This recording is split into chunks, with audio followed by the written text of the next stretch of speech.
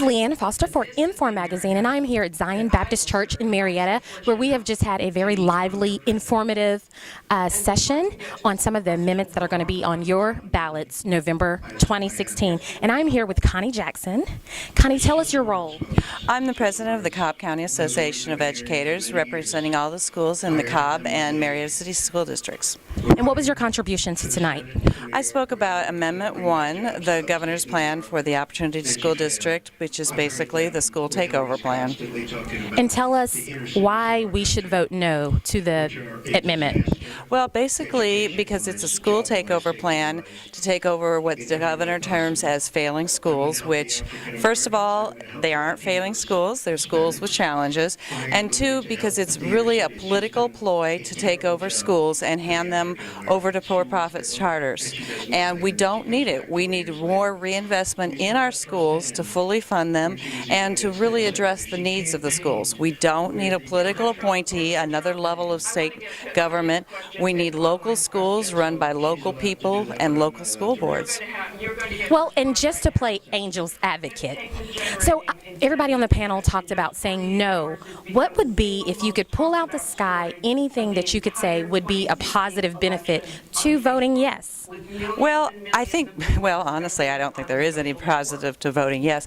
I think that we really need to just reinvest in our schools. There are models out there that really have worked. Community schools is a wonderful plan that's worked in several states. We need to really reinvest. The governor has underfunded our schools by $8 billion in the last 10 years. So, fully funding our schools would be a great start.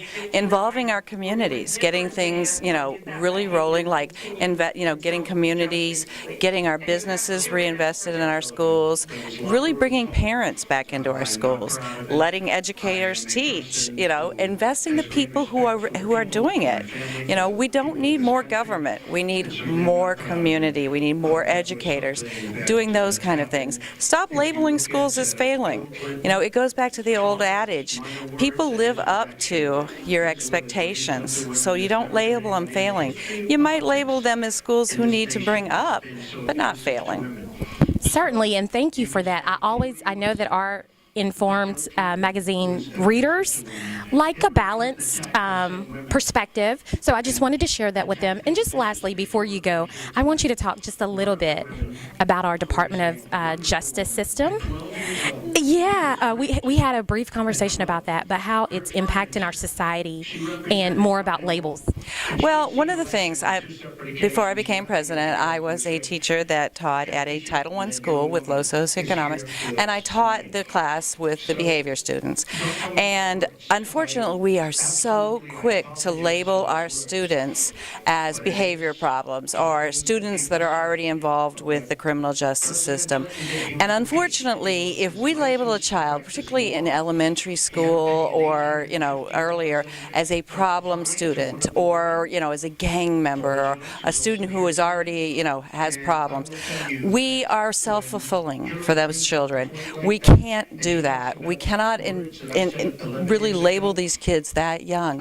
We are automatically starting them on a path to be involved in our criminal justice system. We can't do that to our children. We have to invest in these children. We have to make them believe that they can be somebody.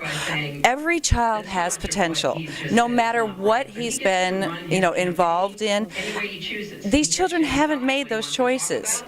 Problem children aren't problems. They are just children who need more investment. So we can't do that to our children. And every parent, every community member, every church, every school needs to remember that. Don't label a child as a problem or the bad kid or the future prisoner. Label them as a child who needs more love, more understanding, more commitment. And maybe we won't have the school to prison pipeline that we have now.